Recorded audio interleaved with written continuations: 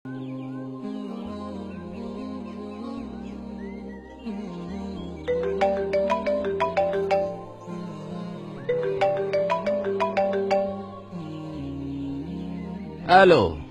چیه مامان؟ کارتو بگو. الان نه. خب به محمد بگو. باشه خداحافظ.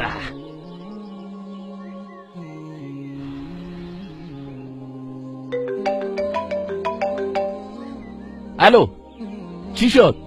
بگو ببینم. 14:30. خیالم راحت شد. واقعا خیلی شانس آوردم این درس رو پاس کردم. باشه، شیرینی رو حتما میدم. باشه، عیب نداره. امروز مهمون من. باشه.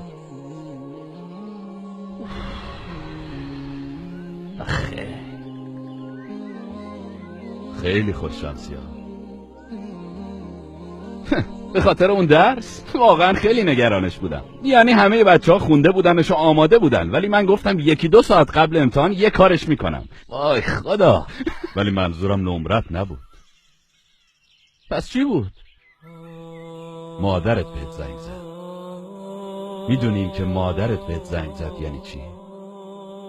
آرزو دارم چند ثانیه مادرمو ببینم، چه برسه به اینکه صداشو بشنوم.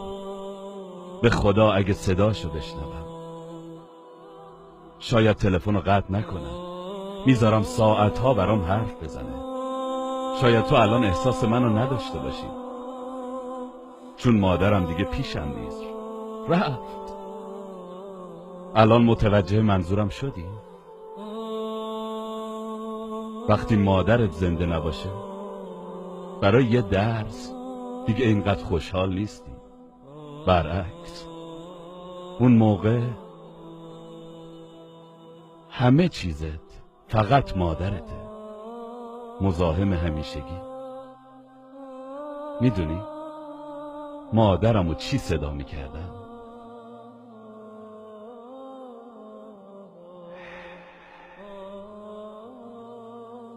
گوهر نایاب. نمیدونی چقدر مادرمو دوست داشتم.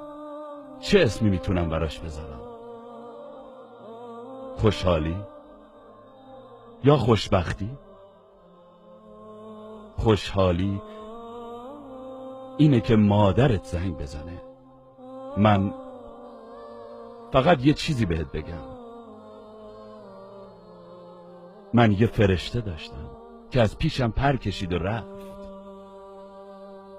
تا مادرت زنده از قتلشو بدون، خدا برات حفظش کنه.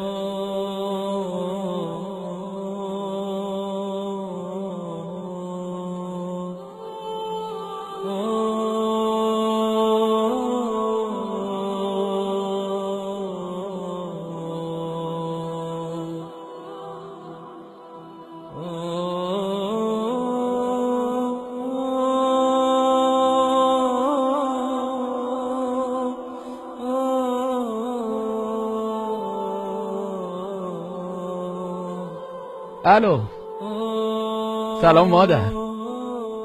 چی لازم داشتی؟